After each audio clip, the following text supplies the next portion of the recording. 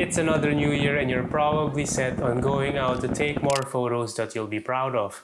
But you can't outdo yourself from last year if you plan to do the same old things. So let's talk about how you can make this year your best photography year yet. And the first tip is going to be don't buy gear, at least the unnecessary ones. I know it's going to be an odd advice considering I have the G Masters over here, the drone, Ricoh GR3X and all that, but it's going to make sense. Just hear me out. So this camera, the A7 III, is my main photography camera and it's been released in 2018, I think, so that's 7 years now. And up to this date, it still goes strong. Its quality is still something that fits my needs. And that is the main reason why I haven't really looked into upgrading to a new camera. And totally not because I looked into my bank account.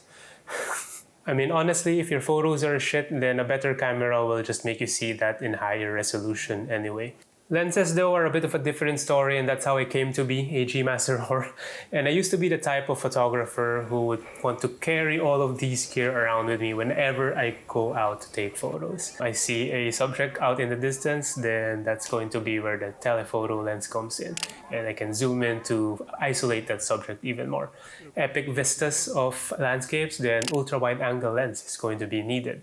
I had severe photography FOMO. Later on though, I realized that having all these gear around with me all the time just puts me in a situation you call analysis paralysis. And sometimes those situations can overwhelm you. And in the time that you're figuring out which gear is going to be the best for your photo, the moment has already passed and you missed a shot. And actually, if I look back into the photos that I took last year, most shoots I was actually able to just survive with this 24 to 70mm. And then I have all the other gear for more specific shoots. If I go out on a hike where I know that there's going to be some open views, then I'm going to bring this telephoto with me so that I can fully utilize the zooming capabilities. And also I have this 24mm f1.4 to do my wide angle landscape astrophotography shoots. So, do yourself a favor and carry less gear, save your back. Even though you stop aging after 25 years old, every gram of savings will just help you to last longer on a hike. And of course, it's already a fact that I'm going to miss photo opportunities that I would have probably taken if I had other lenses around with me. But I'm not gonna die from that.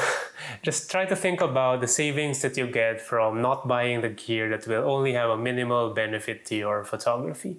Things like cocaine. Things like going on a dedicated photography trip. And looking back, my best photos came from trips where I just really focused in on my photography. And by best, I mean these are photos tied to a personal, unforgettable memory and also photos that look pretty and neat for those that weren't really there to understand what was going through my mind. So for 2024, it really had to be my Switzerland trip where I really ticked off a bucket list item of capturing the Matterhorn reflected on the Lake Stella Sea. And also, I think I bagged a few keepers from that trip because Switzerland is just pretty all around. For 2023, I had that camping on a volcano experience in Mount Bromo, and I also saw the sunrise from the sulfur crater lake of Mount Ijen. And also on the same year, I went to Tokyo to photograph Mount Fuji all around. For 2022, of course, it's going to be the unforgettable memory of seeing the Aurora Borealis in Tromsø, Norway. Going on dedicated photography trips really just help you disconnect from all the stresses that you have day to day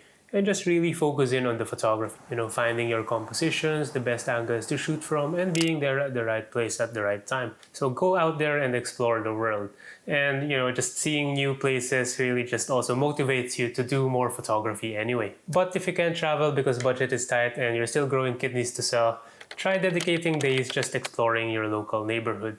This YouTube channel helps me to really be accountable in going out to take photos because, every Saturday, I will dedicate my days just going around on new hikes or new places to explore so that I can share with all of you the new places that I see and try to take photos of them. So recently I started this playlist on this channel where I just go around trying to explore Hong Kong hidden gems. And on those walks, I realized the benefits of having an everyday camera like this Ricoh GR3X does for me. An everyday camera for me just serves one purpose, which is to capture the moments of my life outside of photography, which really isn't much because I'm quite married to this YouTube channel already and mountains. But really, the more I did street photography in the past year, the more I realized that photo opportunities can really occur at any point in time. You go to a lunch gathering, then maybe on your walk going there, you see some impressive light formation just creating some interesting light and shadow interplay. Or if you're having coffee with a friend because you were friend zoned, maybe the interiors of the coffee shop look nice. And on your way back from the office, maybe you catch the last glimpse of the sunset.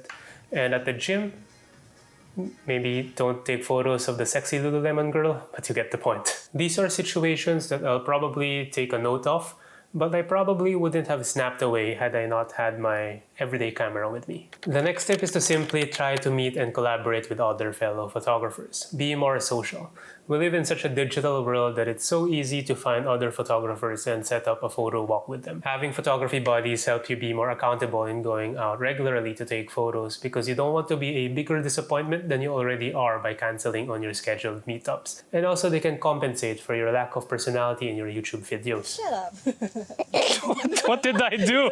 The insights you get from other perspectives can be incredibly eye-opening. I mean, it's great if you want to focus in on your photography first, but if you focus too hard without any outside inputs, it can lead you to what you call tunnel vision.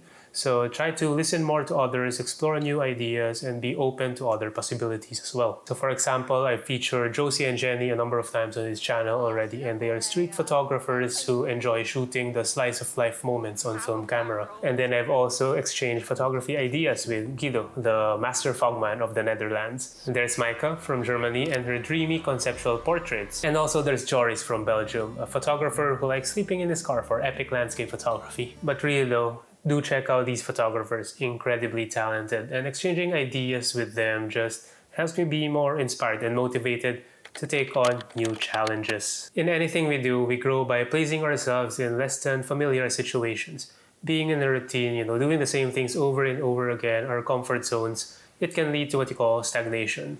We won't be as creative anymore. So whether it's challenging yourself to go on different hikes just to find different photo opportunities, like the time I went to one of Hong Kong's steepest climbs, or it could be a simple exercise in going out and trying to find photos that represent a singular theme, like the time when I went out to capture the Hong Kong rush hour. Or maybe those times when I constrained myself in just using one lens for a particular trip, like the time I went to Thailand and only used a 50mm f1.2 lens the entire trip to become an Instagram boyfriend, even though I'm not really so comfortable in shooting portraits. These new challenges just help us be more comfortable in using our gear in different situations and also to help us stretch our creativity muscles. The most important is to really just be more open and explore new ideas, concepts, and try out new things.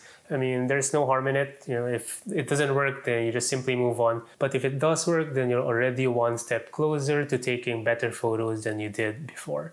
But did you know that photography can also give you some other life-changing benefits that you can apply for this year? If you're curious to find out, then why didn't you click on this video? I'll see you there. Thanks for watching.